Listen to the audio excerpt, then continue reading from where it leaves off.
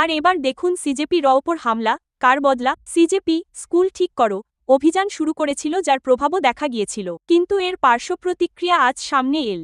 যখন জয়পুরের একটি স্কুল পরিদর্শনে সিজেপি কর্মীরা পৌঁছান, তখন গ্রামবাসীরা তাদের তাড়া করে মারধর করে, গাড়ির কাঁচ ভেঙে ফেলা হয়। সিজেপি অভিযোগ করেছে তাদের সাথে গুন্ডামি করা ব্যক্তিরা গ্রামবাসী নয়, বরং বিজেপির কর্মী ছিল। এই পুরো ঘটনার পর এখন সিজেপি ৪৮ ঘণ্টার আল্টিমেটাম দিয়েছে, সতর্কবার্তা দিয়েছে, ব্যবস্থা না নেওয়া হলে আন্দোলন হবে। যদিও পুলিশ আক্রমণকারীদের বিরুদ্ধে এফআইআর দায়ের করেছে।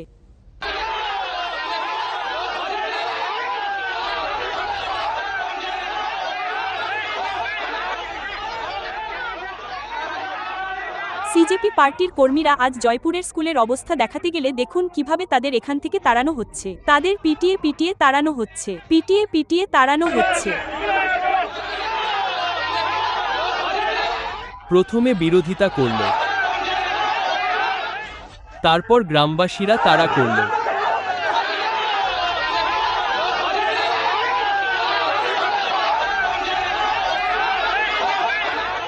তারপরে তাড়া করে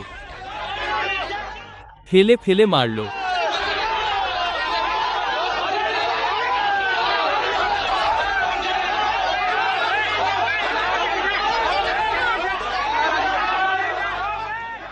এবং এই সবকিছু তখন ঘটল যখন সিজেপির মুখপাত্র আশুতোষ রাঙ্কা কিছু কর্মীদের সাথে জয়পুরের বগরুস্থিত রামপুরা কভারপুরা গ্রামের সরকারি স্কুল পরিদর্শনে পৌঁছান।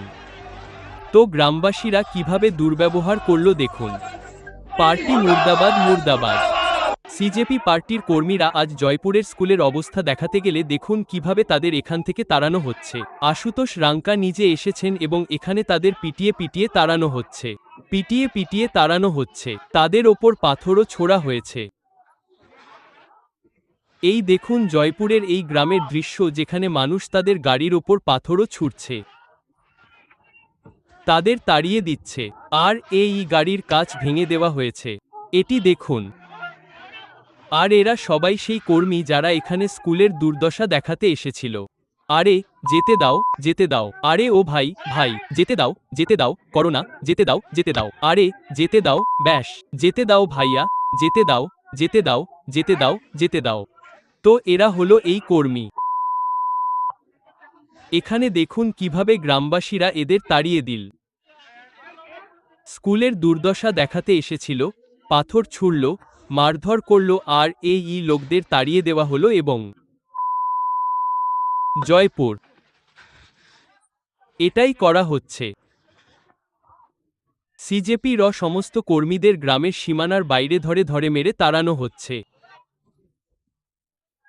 তো এই হলো জয়পুরের দৃশ্য, যেখানে সিজেপির প্রতিবাদের পর বিজেপি কর্মীদের রাগ এভাবে বেরিয়ে এল। এই ঘটনায় সিজেপির অনেক কর্মী আহত হয়েছে, তাদের গাড়ি ভাঙচুর করা হয়েছে। 2 নারীও পরিদর্শনে গিয়েছিল, দলের অংশ ছিল, তাদের সঙ্গেও দুর্ব্যবহারের অভিযোগ উঠেছে। এই দুর্ব্যবহারের বিষয়ে সিজেপি অভিযোগ করেছে যে এটি বিজেপি গুন্ডারা করেছে। সিজেপির আশুতোষ রাকা এবং তাদের পুরো দল এখানে উপস্থিত আছে। এখানে দেখুন সিজেপির কর্মীরা যখন একটি স্কুলের দুর্দশা দেখাতে গিয়েছিলেন, তখন তাদের কতটা নির্মমভাবে মারধর করা হয়েছে, এমনকি তাদের হাত পর্যন্ত ভেঙে দেওয়া হয়েছে। এইভাবে আরও অনেককে খুব খারাপভাবে মারধর করা হয়েছে। এখন আশু তার দলের সেই সদস্যদের সাথে কথা বলুন যাদের জোর করে পেটানো হয়েছে, মারধর করা হয়েছে, এবং সবচেয়ে বড় কথা হলো এই পুরো ঘটনার খবর জানা সত্ত্বেও পুলিশ ঘটনাস্থলে কোথাও উপস্থিত ছিল না। তো আশুতোষ আমাদের সাথে আছেন। আশু, এই পুরো বিষয়টি নিয়ে আপনি কি বলতে চান?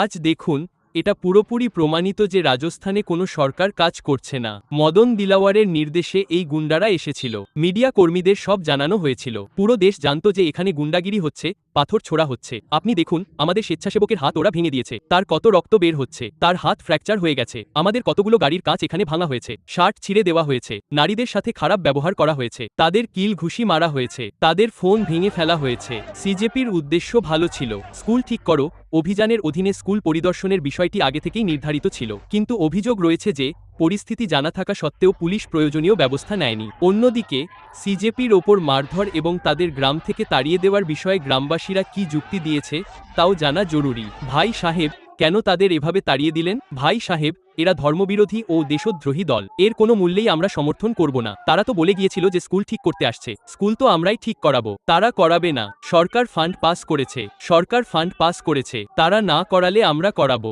এদের সিজেপির মূল বিরোধিতা ছিল এফসিআরএ বিল আটকে দেওয়া নিয়ে। মূল বিরোধিতা যা তাদের নিয়ে হচ্ছে। তারা ঠিক করানোর জন্য আসেনি। স্কুলে তারা আজ পর্যন্ত কোথায় গিয়েছে? ঝাড়খণ্ডে যায়নি, তামিলনাড়ুতে যায়নি, হিমাচলে যাচ্ছে না, কর্ণাটকে যাচ্ছে না, দক্ষিণ ভারতের রাজ্যগুলোতে কি এসব হচ্ছে না? যে সময় N24 এর সাংবাদিক রিপোর্ট করছিলেন, ঠিক সেই সময় সালমান নামের এক ব্যক্তিকে ফেলে পেটানো হচ্ছিল, যাকে আমাদের সাংবাদিক উদ্ধার করতে সাহায্য করেছেন। বলা হচ্ছে এই ব্যক্তি সবচেয়ে বেশি আঘাত পেয়েছেন।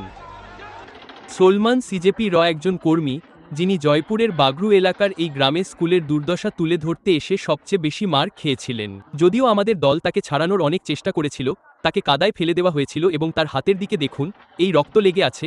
তার শরীরের কি অবস্থা হয়েছে কিছু কি বোঝা যাচ্ছে? না, একেবারেই কিছু বোঝা যাচ্ছে না। আমরা যখন ঢুকছিলাম হঠাৎ করেই তারা স্লোগান দিতে শুরু করলো, আমাদের পাকিস্তানি বলতে শুরু করলো। মানে সত্যি বলতে একটু কি বুদ্ধি খাটাতে পারতো যে আমরা তো তোমাদের লোকদের স্কুল ঠিক করতেই এসেছি, আমাদের নিজেদের ব্যক্তিগত কোনো ফায়দা নেই। আমি চাকরি করি, আমি একজন ইঞ্জিনিয়ার, এতে আমার কি লাভ? আমি তো সহজেই বিদেশে গিয়ে পড়তে পারি।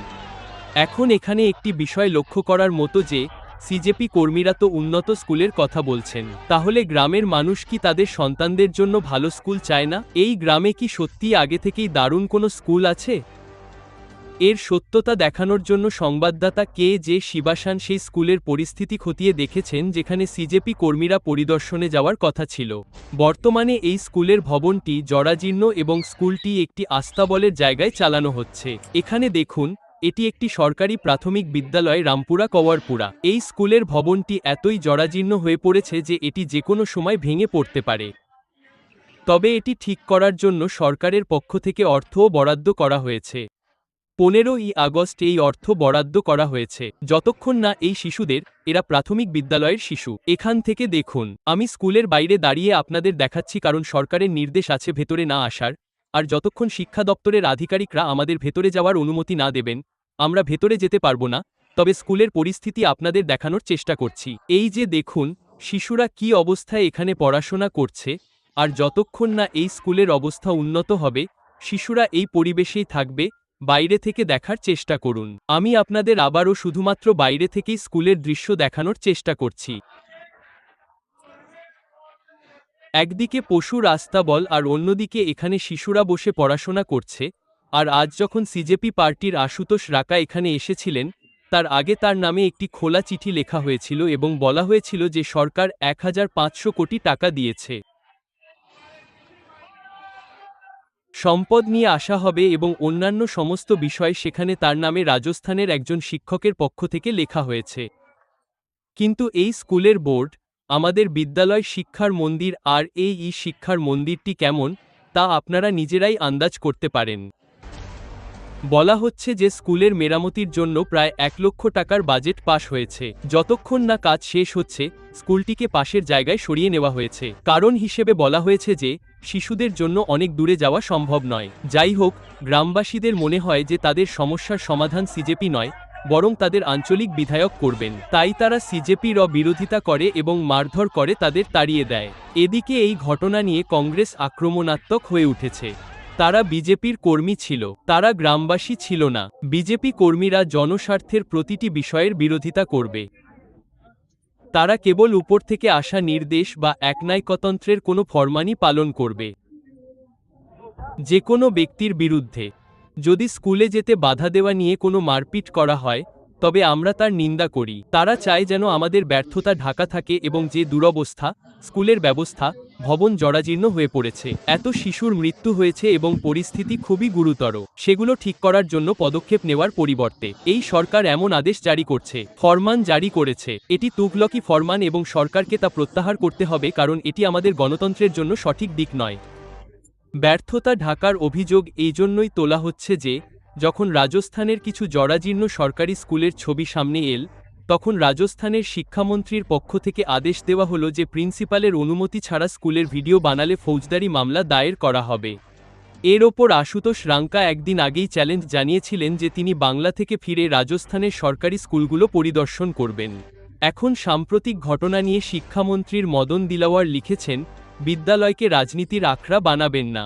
তথ্য পাওয়া গেছে যে কিছু কথিত রাজনৈতিক দলের সঙ্গে যুক্ত ব্যক্তিরা বিদ্যালয়ে গিয়ে অহেতুক পরিবেশ নষ্ট করার চেষ্টা করছে। এটি অত্যন্ত দুর্ভাগ্যজনক। বিদ্যালয় শিশুদের ভবিষ্যৎ গড়ার এক পবিত্র প্রাঙ্গণ। এখানে রাজনীতি নয়, শিক্ষা, সংস্কার এবং শিক্ষার্থীদের উজ্জ্বল ভবিষ্যতের ওপর নজর থাকা উচিত। নিজের স্বার্থ ও ক্ষণিকের বাহবা পাওয়ার জন্য বিদ্যালয়ের পরিবেশ নষ্ট করার প্রচেষ্টা থেকে সকলকে সতর্ক থাকতে হবে।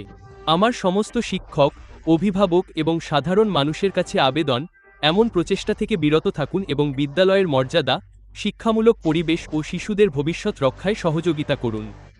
নিজেদের কর্মীদের মারধরের পর সিজেপিকেও শান্ত বসে থাকতে দেখা যাচ্ছে না, কারণ সিজেপি সরকারকে 48 ঘণ্টার আল্টিমেটাম দিয়েছে যে মারধরকারীদের বিরুদ্ধে ব্যবস্থা নেওয়া হোক। প্রথমে এই পুরো ঘটনাটি নিয়ে আপনি কি বলতে চাইবেন? কারণ আজ ওনার যাওয়ার কথা ছিল। তিনি আগেই ইন্টিমেশন বা সবকিছু জানিয়ে রেখেছিলেন। তবুও এই ধরনের না, আমাদের কাছে কোনো ইন্টিমেশন ছিল না, আনুষ্ঠানিকভাবে আমাদেরও জানানো হয়নি আর প্রশাসনকে জানানো হয়নি। সোশ্যাল মিডিয়ায় কি চলছিল তা আমার জানা নেই। যতদূর ঘটনা ঘটেছে এবং বর্তমানে আমাদের কাছে একটি মামলা নথিভুক্ত করার জন্য FIR দেওয়া হয়েছে। এর ওপর এখন FIR নথিভুক্ত করা হচ্ছে। এরপর যে আইনানুগ ব্যবস্থা নেওয়া দরকার, প্রমাণের ভিত্তিতে যে ব্যবস্থা নেওয়া প্রয়োজন তা নিশ্চিত করা হবে। অভিজিৎ দীপকেও ঘোষণা করেছেন যে 48 ঘণ্টার মধ্যে পদক্ষেপ না নেওয়া হলে তিনি জয়পুরে পৌঁছাবেন এবং একটি বড় আন্দোলনের ডাক দেবেন। এটা স্পষ্ট যে স্কুলগুলোকে নিয়ে এখন বিষয়টি বড় আকার ধারণ করছে এবং জয়পুরে ঘটা এই ঘটনা যেন একটি স্ফুলিঙ্গকে আরও বেশি উস্কে দিয়েছে। KJ শিবাৎসন, জয়পুর, নিউজ 24।